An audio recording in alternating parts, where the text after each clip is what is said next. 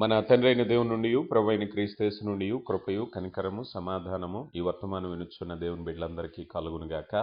ప్రియ దేవుని బిడ్డలారా, ఈ దినము అనగా 15వ తేదీ జనవరి మాసం 2026వ సంవత్సరం గురువార దినపు ధ్యానాంశము నీ నిర్ణయాలు భావోద్వేగమా దేవుని చిత్తమా, 2వ భాగము. ప్రియ దేవుని బిడ్డలారా, అనుదినము అందించబడుతున్న ఆత్మీయ వర్తమానాల ద్వారా మీరెంతగానో ఆశీర్వదింపబడుతున్నారని, ఆత్మీయంగా బలపడుతున్నారని మేము విశ్వసిస్తున్నాం, ప్రార్థిస్తున్నాం. ప్రియులారా, ఈ శ్రేష్టమైన సమయంలో పరిశుద్ధాత్మ నడిపింపుతో వాక్య ధ్యానంలో ముందుకు వెళదాం. తలలు వంచండి, కళ్ళు మూసుకోండి. ప్రార్థన. శక్తివంతుడైన దేవ, ప్రేమ కలిగిన తండ్రి, నిత్యుడగు దేవ, నిన్న నేడు నిరతము ఏకరీతిగా ఉన్న మా దేవ, మీకే మహిమ, మీకే ఘనత ఆరోపిస్తున్నామయ్యా. అనునిత్యము మీ కృపచేత మమ్మల్ని బలపరుస్తున్నారు. జీవార్థమైన మాటలు, రక్షించే మాటలు, బ్రతికించే మాటలు, ఆదరించే మాటలు నాయన మాకు అనుగ్రహిస్తున్నారు. లోకంలో ఎంతోమందికి లేని భాగ్యాన్ని మాకు దయచేస్తున్నారు అయ్యా. వినగల చెవిని, గ్రహించగల మనసును దయచేసి మీ చిత్తాన్ని మాకు తెలియపరచండి. అవును నాయన, మీ సహాయం లేనిదే మీ వాక్కును మేము అర్థం చేసుకోలేము నాయన. మీ కృపను బట్టి వాక్యపు వెలుగులో మా జీవితాలను సరిచేసుకుని మీకు ఇష్టలుగా జీవించటానికి కృప దయచేసి సమస్త మహిమ, ఘనత, ప్రభావాలు మీరే పొందుకోమని క్రీస్తు నామములో అడిగి వేడుకొనుచున్నాం తండ్రి, ఆమెన్. ప్రియులరా, కొన్ని నిర్ణయాలు భావోద్వేగమా దేవుని చిత్తమా అనే విషయాన్ని గురించి మనం నేర్చుకుంటున్నాం. కొన్నిసార్లు మనలో పుట్టే తలంపులు పరిశుద్ధాత్మ అనుకుంటాం.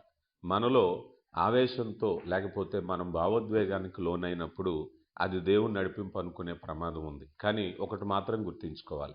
ఎందుకంటే దేవుడు ఒక చోట ఒకలాగా చెప్పిన తర్వాత మరొక చోట మరొకలాగా చెప్పరు. అందుకని ఇక్కడ మొదటిగా దేవుని చిత్తాన్ని ఎందుకు చూడాలి అంటే, లిఖింపబడిన దేవుని శాసనాలు, దేవుని చిత్తాలు ఉన్నాయన్న చూసాం.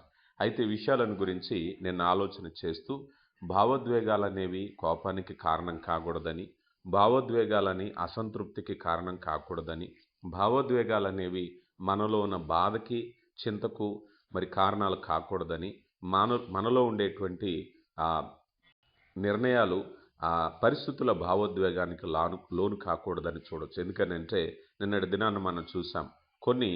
మనం చూస్తే కొన్ని భావోద్వేగాలు అనేటువంటివి, అంటే కొన్ని నిర్ణయాలు అనేవి మనలో పాపం అనే భావోద్వేగంతో ప్రేరేపించబడుతుంది. అంటే ఉదాహరణకి కోపంతో తీసుకున్న నిర్ణయాలు కలహానికి కారణమవుతాయి, పగకి కారణమవుతాయి.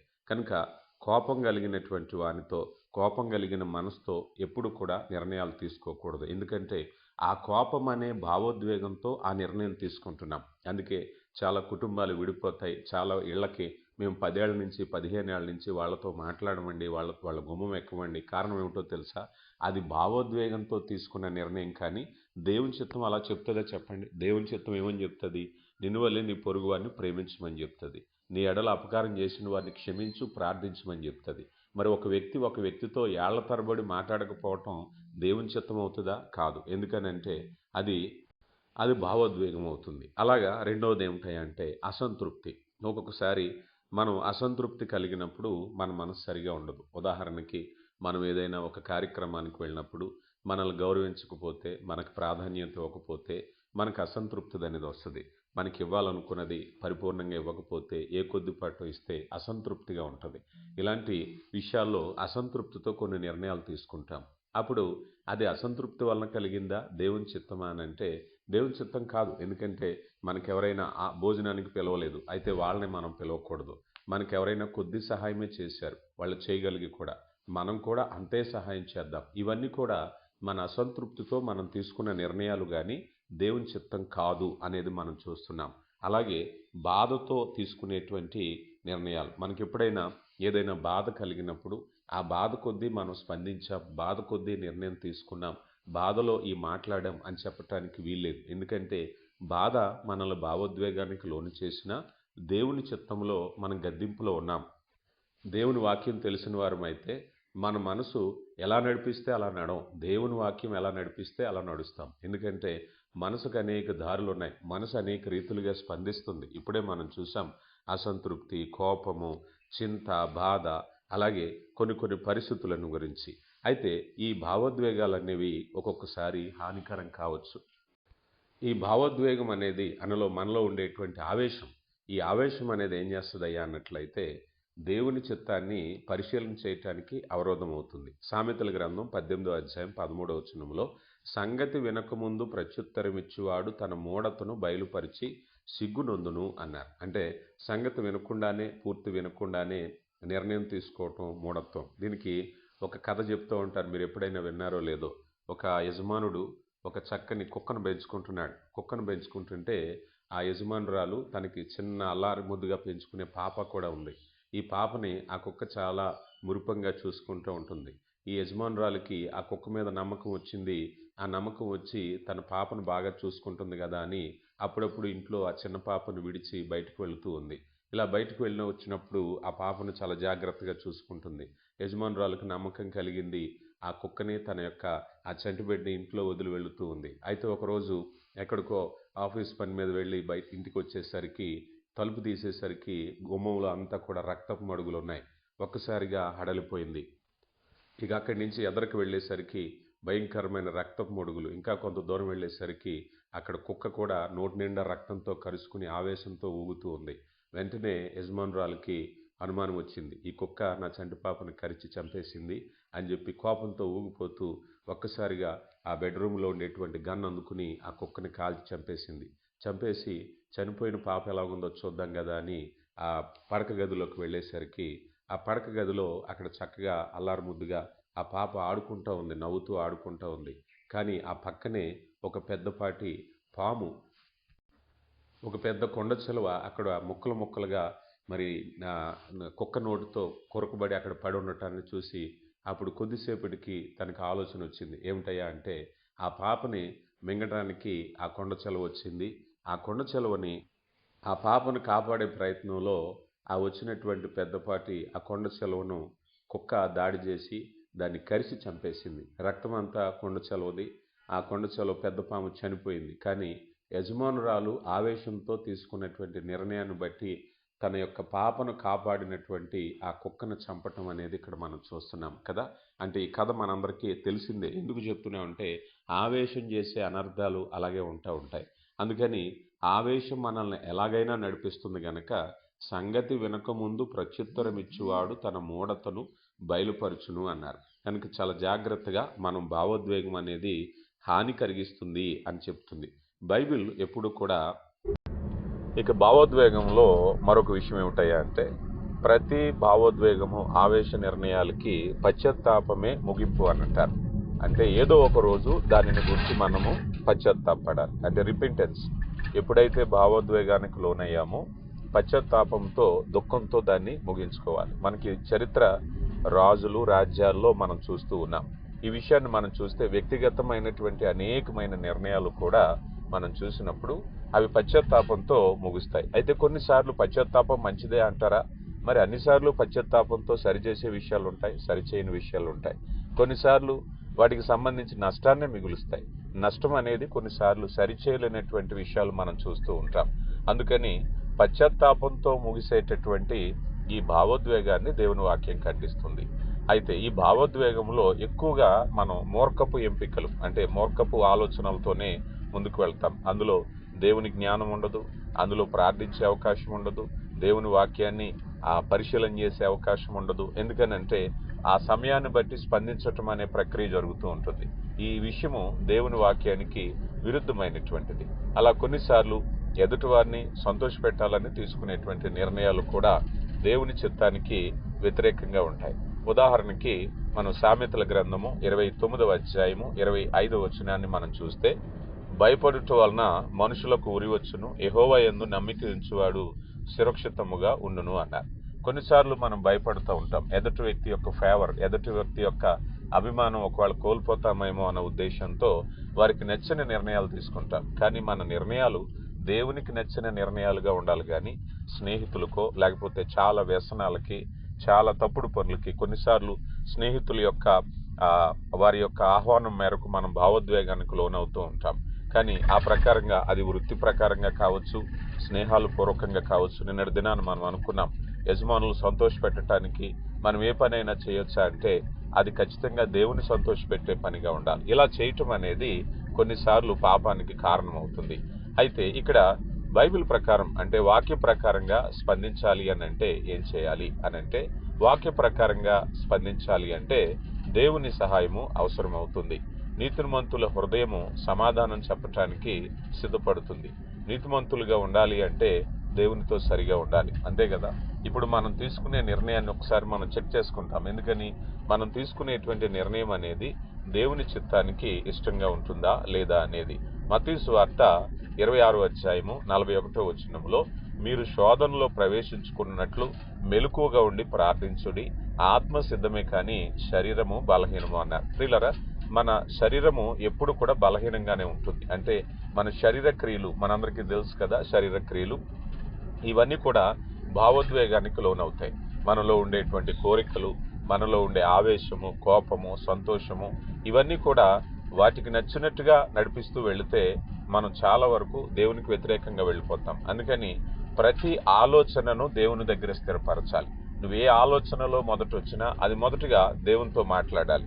అందుకని శోధనలో పడకున్నట్లు మెలకువగా ఉండి ప్రార్థించుడి. మన ప్రతి నిర్ణయానికి ప్రార్థనాపూర్వకంగా ముందుకు వెళ్ళాలి. ఎందుకంటే వాక్య ప్రకారంగా స్పందించాలంటే జ్ఞానం కోసం దేవుని వాక్యాన్ని అధ్యయనం చేయాలి కదా. ఈ అధ్యయనం అనేటువంటి పదాన్నే ధ్యానము అంటారు. దేవునితో ప్రతి వ్యక్తి స్పందించే ముందు దేవుడు ఎలా స్పందించాలని కోరుకుంటున్నాడో స్పందించాలి, అంతే కదా. ఒక నిర్ణయం మన జీవితం మంది కాదు, మనకి ప్రభు, ఆయనే పరిపాలకుడు. ఆ పరిపాలకుడిగా ఉండేటువంటి పరిపాలకుడు మనం కలిగినప్పుడు మన నిర్ణయాలకు తీర్పు తీర్చే దేవుడు ఆయనే. అందుకని మన నిర్ణయాలు ప్రతిసారి కూడా ఈ వాక్య ధ్యానంలో మనం, అందుకే వాక్యాన్ని ఎందుకు ధ్యానించాలి అని అంటే, వాక్యానికి ఎందుకు సమయం ఇవ్వాలి, వాక్యానికి ఎందుకు మనసు ఇవ్వాలి అంటే, వాక్యంలో అనేక విషయాలు మన నిర్ణయాలకు సంబంధించి ఏ రీతిగా స్పందించాలనేది దేవుడు గ్రంథంలో రాయించిచ్చారు కనుక ఆ సమయాన్ని మనం కేటాయించాలి. అందుకని జీవితంలో ఎన్నో నిర్ణయాలు, ఎన్నో పరిస్థితులు కూడా వెళుతూ ఉండాలి. అందుకని పరిస్థితి వచ్చాక వాక్యాన్ని ధ్యానించటం కంటే వాక్యం ఎప్పుడు ఎందుకు ధ్యానించాలి అంటే, నీ జీవితంలో ఉదయం నుంచి రాత్రి నిద్రపోయే వరకు తీసుకునేటువంటి అన్ని నిర్ణయాలకు సంబంధించిన ప్రతి జవాబు దేవుని వాక్యంలో నువ్వు కనుగొనగలుగుతావు. అందుకని నువ్వు మారుమనసు పొందాక, రక్షణ పొందాక, క్రీస్తు ప్రభువులో జీవించేటప్పుడు నీ నిర్ణయాల విషయమై దేవుని వాక్యాన్ని ఎప్పటికప్పుడు, అంటే ఒక నిర్ణయం తీసుకోవాలన్నప్పుడు ఆలోచన చేసి బైబిల్ పట్టుకోవటం కాదు, కానీ మన జీవితంలో దేవుని వాక్యాన్ని ఎక్కువగా ధ్యానించటానికి గల కారణం ఏమిటయ్యా అంటే, నిర్ణయాలు గుండా వెళ్ళేటప్పుడు ఆ ధ్యానించిన వాక్యం మనకు అనేక పాఠాలు నేర్పిస్తుంది, సరైన మార్గాన్ని నడిపిస్తుంది. అప్పుడు బైబిల్ని మనం ఎంత ఎక్కువగా తెలుసుకుంటే మన నిర్ణయాలు, మన భావోద్వేగాలు నియంత్రించుకోవటం, మన నిర్ణయాలు తీసుకోవటం అనేది అంత సులభమవుతూ ఉంటుంది. మన భావోద్వేగాలకు భిన్నంగా అనిపించిన దేవునికి విధేయత చూపించాలని నిర్ణయించుకోవాలి కదా. ఉదాహరణకి ఒక వ్యక్తి మీద కోపం వచ్చినప్పుడు ఆ వ్యక్తిని తిట్టాలి అనిపిస్తుంది. అది మన భావోద్వేగం, మనలో ఉండే ఇమోషన్. దాన్ని దేవుని చిత్తంలో ఆలోచిస్తే అది పాపం అవుతుంది, అది తప్పు అవుతుంది. అప్పుడు మన భావోద్వేగమా దేవుని చిత్తమా అంటే, దేవుని చిత్తానికి లోబడటం కష్టమైనా మనం అభ్యాసం చేసినట్లయితే ఒకరోజు ఖచ్చితంగా నువ్వు పరిపూర్ణత సాధిస్తావు. కోరికలకు అనుగుణంగా, లేకపోతే స్నేహితుల యొక్క ఆహ్వానాలకు అనుగుణంగా, మనకిష్టానికి అనుగుణంగా, మన మనసుకు అనుగుణంగా వెళ్ళేటప్పుడు దేవుని చిత్తం ఎప్పుడు కూడా వ్యతిరేకంగానే కనిపిస్తుంది కనుక ఆ కనిపించేటువంటి దేవుని చిత్తానికి లోబడటం అనేది ముఖ్యమైన విషయం. పిల్లలు గమనించండి. అలాగే భావోద్వేగాలు మన యొక్క కుటుంబీకులకు భిన్నంగా అనిపించవచ్చు, మన స్నేహితులకు భిన్నంగా అనిపించవచ్చు, మనం పనిచేసేటువంటి మన యజమానుడికి భిన్నంగా అనిపించవచ్చు, కానీ మన యొక్క ఉన్నతమైన అధికారి ఆయన మాత్రమే. పిల్లలు గమనించాలి. అందుకని మన యొక్క నిర్ణయాలు లోకానికి వ్యతిరేకంగా ఉండొచ్చు. ఎందుకనంటే, ఒకవేళ ఉదాహరణకు అనుకుందాం, ఎవరైనా మనల్ని తిట్టినప్పుడు స్పందించకపోతే నీ కోపం రావట్లేదా, ఎందుకు స్పందించట్లేదు అంటారు. ఇది లోకంలో భిన్నమైనటువంటిది. యేసు ప్రభు వారు లోకానికి భిన్నంగానే ఆయన చూపించారు. సామెతల గ్రంథము 25వ అధ్యాయము 28వ వచనాన్ని మనం చూస్తే, సామెతల గ్రంథము 25వ అధ్యాయము 28వ వచనములో, ప్రాకారము లేక పాడైన పురము ఎంతో తన మనసును అణుచుకోలేనివాడు కూడా అంతే అన్నారు కదా. ఇప్పుడు జరిగేది ఏమిటయ్యా అంటే, భావోద్వేగాన్ని నియంత్రించటము అని అంటే తన మనసును అణుచుకోవటమే. ఇదే కదా ముఖ్యమైనటువంటి బాధ్యత మానవ జీవితాల్లో. వాక్యం చెప్తుంది, మనలో ఉండేటువంటి సాత్వికం అనేది మన బలహీనత కాదు కదా. Meekness is not a weakness అన్నారు. అంటే మనలో సాత్వికాన్ని అభివృద్ధి పరచుకోవటం అంటేనే కష్టం. ఉదాహరణకి మనలో ఒక కోపం వచ్చినప్పుడు కోపాన్ని ప్రదర్శించటం, సంతోషం వచ్చినప్పుడు సంతోషించటం అనేది ప్రతి వ్యక్తి చేసే పనే. కానీ భావోద్వేగాలకు వ్యతిరేకంగా స్పందించటం అంటేనే బలం కలిగి ఉండాలి. ప్రియులారా గమనించాలి. అలాంటి బలం కలిగి ఉండేటటువంటి వ్యక్తిగా మనం ఉండాలి. అలాంటి సమయంలో మనము మన హృదయాన్ని లోపరుచుకోవటమే ఈ అభ్యాసం. అంటే దేవుని వాక్యమా నీ భావోద్వేగమా అంటే భావోద్వేగాలను అధిగమించి దేవుని చిత్తాన్ని జరిగించటానికి పరిశుద్ధాత్మ సహాయము, వాక్య నడిపింపు చాలా ముఖ్యమైనది. అలాగే శోధనలను ఎలా మనం జయించాలి అనే విషయాన్ని కూడా మనం ఆలోచన చేసినట్లయితే అపోస్తుడైన పౌలు యవనస్తుడైన తిమోతికి రాస్తూ, తిమోతికి రాసిన 2వ పత్రిక 2వ అధ్యాయము 22వ వచనంలో, తిమోతికి రాసినటువంటి 2వ పత్రిక 2వ అధ్యాయము 22వ వచనంలో, నీవు యవనస్తుల నుండి పారిపోము, అపవిత్ర హృదయులై ప్రభువునకు ప్రార్థన చేయువారితో కూడా నీతిని, విశ్వాసమును, ప్రేమను, సమాధానమును వెంటాడుము అన్నారు. ఇక్కడ అభ్యాసం, ప్రాక్టీస్, అప్లికేషన్కి సంబంధించి అపోస్తుడైన పౌలు చాలా క్లియర్గా చెప్తున్నారు. చాలా వరకు మనలో కూడా ఒక్కొక్కసారి అనిపిస్తుంది, నిర్ణయాలు తీసుకుంటున్నాం, ఎందుకు అమలుపరచలేకపోతున్నామని. దీన్నే అపోస్తుడైన పౌలు చాలా ప్రాక్టికల్గా చెప్తూ ఏమంటున్నారంటే, నువ్వు ఎక్కడుండాలి, యవనేచ్ఛల నుంచి పారిపోయి మరెక్కడుండాలి అని అంటే పవిత్ర హృదయులై ప్రభువునకు ప్రార్థన చేయవారితో నీతిని, విశ్వాసమును, ప్రేమను, సమాధానమును వెంటాడుము అన్నారు. అంటే నువ్వెక్కడున్నావో నీ పరిస్థితుల ప్రభావం నీ మీద పడుతుంది కనుక నీవు యవనేచ్ఛలు అనే మాట, ఎవరైతే శరీర కార్యాలు ఉన్నారో, ఎవరైతే లోక సంబంధమైన వ్యక్తులు ఉన్నారో వాళ్ళకి దూరంగా ఉంటూ ప్రార్థన చేయవారితో, అంటే సహవాసములో నువ్వు ఎప్పుడైతే కలిసి ఉంటావో నీవు భావోద్వేగాలు జయించడానికి అవకాశం ఉంటుంది. అంటే భావోద్వేగాలు జయించే వ్యక్తులతో నువ్వు ఉండాలి. భావోద్వేగాల ప్రకారంగా నడుచుకునే వ్యక్తులతో నువ్వు ఉంటే నీ జీవితం అలాగే ఉంటుంది. అపోస్తుడైన పౌలు చెప్పిన ఈ రహస్యం ఏమిటయా అంటే, సహవాసానికి, పరిశుద్ధులకు, అలాగే భావోద్వేగాలు నియంత్రించే వ్యక్తులకు దూరంగా ఉండి నువ్వు భావోద్వేగాన్ని జయించలేవు. ఎందుకంటే నువ్వు ఎక్కువగా కోపస్తుల మధ్య నువ్వు ఉంటే నువ్వు కోపంగానే ఉంటావు కదా. అంటే ఎమోషన్స్ని ఎవరైతే వ్యక్తపరుస్తున్నారో వారితో ఉన్నంతసేపు నీ భావం అలాగే ఉంటుంది. అందుకని పరిశుద్ధులు, ప్రార్థన, వాక్యము, సహవాసము ఇవి ఎక్కడ దొరుకుతాయంటే సహవాసంలో దొరుకుతాయి కనుక సహవాసంతో నువ్వు చేర్చబడినప్పుడు నీ అభ్యాసము సులువవుతుంది. అంతే కదా. ఒకే విధమైన సబ్జెక్ట్, ఒకే విధమైన వ్యాపకంలో ఉన్నవారితో మనం కలిసినప్పుడు ఆ విధమైనటువంటి ప్రాక్టీస్ అనేది సులభతరం అవుతుంది కదా. అదే చెప్తున్నారు అపోస్తుడైన పౌలు, నీ యవనేచ్ఛల నుంచి పారిపో, అలాంటి వ్యక్తులకి దూరంగా ఉండు, పవిత్ర హృదయులై ప్రభువునకు ప్రార్థన చేయవారితో కూడా నీతిని, విశ్వాసమును, ప్రేమను, సమాధానమును వెంటాడుము అని చెప్తున్నారు. ఇది ఒక అభ్యాసం. ఇలాగా మనం శోధనలను జయించాలి, ప్రార్థనలో గడపాలి. అంతేకాకుండా మన యొక్క పరిస్థితుల్లో కూడా మనం ఎప్పుడు కూడా సమాధానం ఇవ్వటానికి కొంత ఆలోచించి మాట్లాడడానికి ప్రయత్నించాలి. సామెతల గ్రంథము 15వ అధ్యాయము 1వ వచనంలో, సామెతల గ్రంథము 15వ అధ్యాయము 1వ వచనంలో, మృదువైన మాట క్రోధమును చల్లార్చును, నొప్పించు మాట కోపమును రేపును అన్నారు కదా. మనం ఏ పరిస్థితుల్లో ఉన్నప్పటికీ కూడా మనము మృదువైన మాట కోపాన్ని చల్లారుస్తుంది. అంటే ఎదుటి వ్యక్తి కోపంగా ఉన్నా కూడా దాన్ని చల్లార్చేటటువంటి ప్రయత్నం మనం చేయాలి. కఠినమైన మాటలు కోపాన్ని రేపుతాయి. మాటకి మాట తెగులని లోకంలో చూస్తూ ఉంటాం. మాటను మాట పెంచుకునేటప్పుడు భావోద్వేగాలు వస్తాయి. అందులో నుంచే మాట నుంచి ప్రారంభమైనటువంటి గొడవ కొన్నిసార్లు కొట్టుకోవడాలు, లేకపోతే ఇంకా అంతకంటే నష్టపరుచుకునేటువంటి పరిస్థితుల్లోకి వెళుతూ ఉంటుంది. అందుకని బైబిల్ ప్రకారంగా మనం స్పందించాలి అన్నట్లయితే ముందు ఆలోచించాలి. దాన్నే నిగ్రహము అన్నారు. మాట్లాడే ముందు ఆలోచన కదా. సామెతల గ్రంథము 4వ అధ్యాయము 26వ వచనాన్ని మనం చూస్తే, సామెతల గ్రంథం 4:26లో, నీవు నడుచు మార్గము సరళము చేయుము, అప్పుడు నీ మార్గములు స్థిరపరచును అన్నారు కదా. ఎప్పుడైతే మన మార్గాన్ని స్థిరపరచుకుంటున్నామో, మనం ఎప్పుడైతే మన పాదాన్ని స్థిరపరచుకుంటున్నామో, అంటే ఈ మాటకు అర్థం ఏమిటయ్యా అన్నట్లయితే మాట్లాడే ముందు మాటకు మార్గాన్ని చూడాలి.